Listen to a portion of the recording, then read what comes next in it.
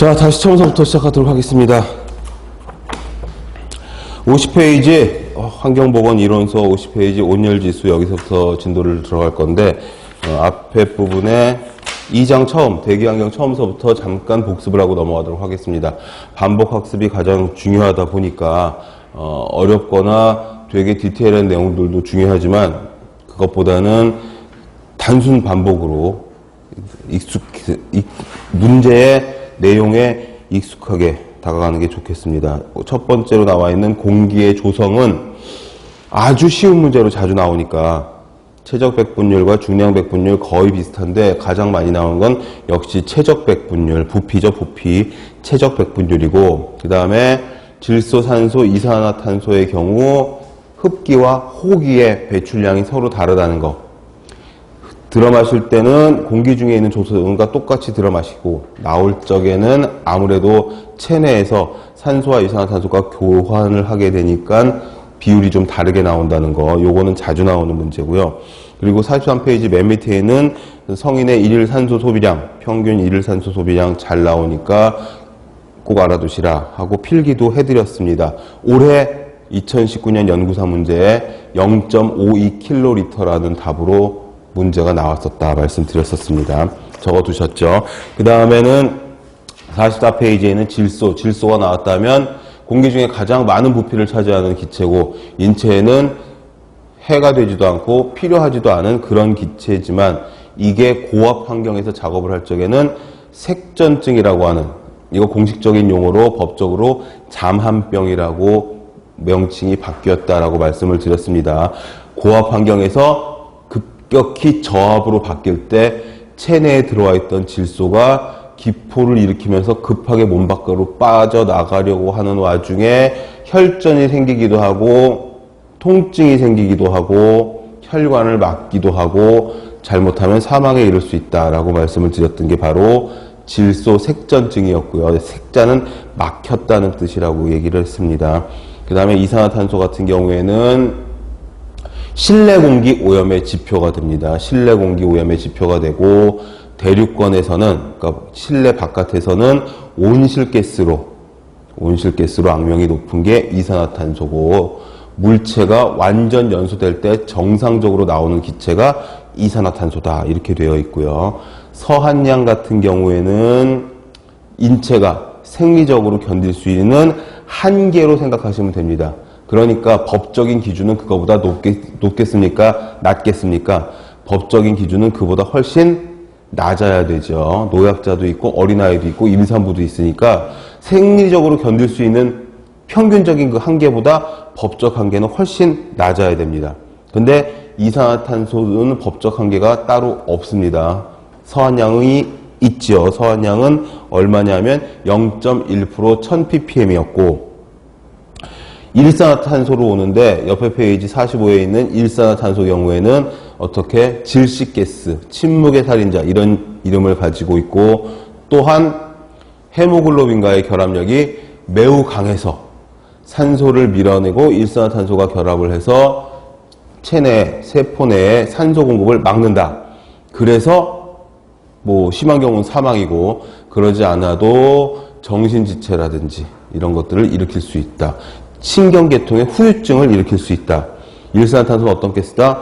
이산화탄소가 완전 연소에 나오는 가스라면 일산화탄소는 불완전 연소될 때 나오는 가스여서 어떤 물질이 또는 어떤 연료가 연소가 될 때 완벽하게 연소가 되지 못하면 나오는 일산화가스다.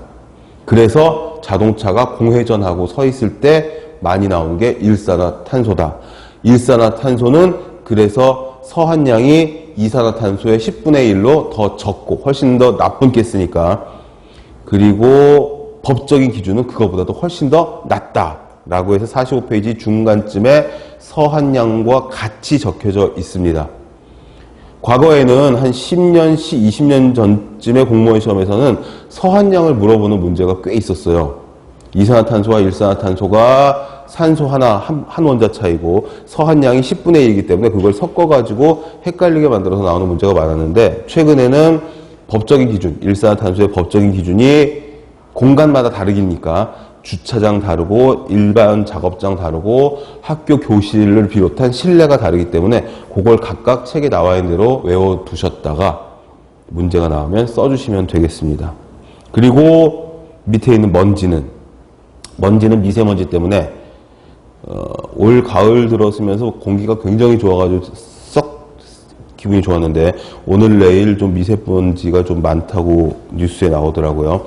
미세먼지는 PM10, PM2.5 이렇게 있고 각각의 주의보, 경보 이런 것들이 있는데 여기 나와 있는 먼지는 일반적으로 인체에 해를 끼치는 먼지를 총칭해서 0.5에서 5 마이크로 사이가 폐포, 허파과리에 가장 잘 달라붙을 수 있는, 가장 잘 침착될 수 있는 사이즈다라고 해서 요 0.5에서 5 마이크로 요 크기도 외워두시고, 그 다음에 군집독은 아까 나왔었던 이산화탄소처럼 실내 공기 오염 때문에 생기는 거고, 딱 이산화탄소 하나뿐만 아니라 메탄, 암모니아, 온도, 습도, 각종 냄새, 좋은 냄새건 나쁜 냄새건 음식 냄새건 이런 것들이 다 밀폐된 공간에 사람이 너무 많은데 거기 껴있을 때 생기는 게 군집독이다. 두통, 오심, 구토 이런 것들이 생길 수가 있고, 그리고 해결 방법은 환기밖에 없다 이렇게 말씀을 드렸습니다. 자, 그럼 이제 46페이지에 기후로 가면 기후의 3대 요소, 그 다음에 4대 온열 요소 이런 것들이 있었고, 그 다음에 기후 인자, 기후 수능, 기후 수능 이야기하면서 고온순화 얘기했었습니다.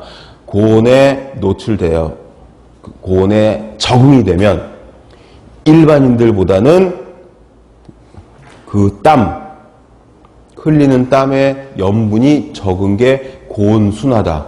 왜 그러냐 하면 고온에 적응된 사람들은 알도스테론이라고 하는 호르몬이 염분의 배출을 적게 해주기 때문에 그렇다라는 겁니다. 이 사람이 주구장창 계속 땀을 흘리는 일을 하는구나. 그럼 땀을 흘릴 때마다 염분의 소모가 계속 많아지면은 건강에 좋지 않겠죠. 열, 경련 이런 게 생기니까. 그러니까 몸에서 호르몬을 조절해서 땀은 흘려서 몸을 식혀줘야 하니까 땀은 흘리되 염분의 양은 줄이자라는 게 고온 순화입니다. 그러나 고온에 순화되지 않은 사람은 땀을 흘리면 염분이 많이 배출되게 되겠죠.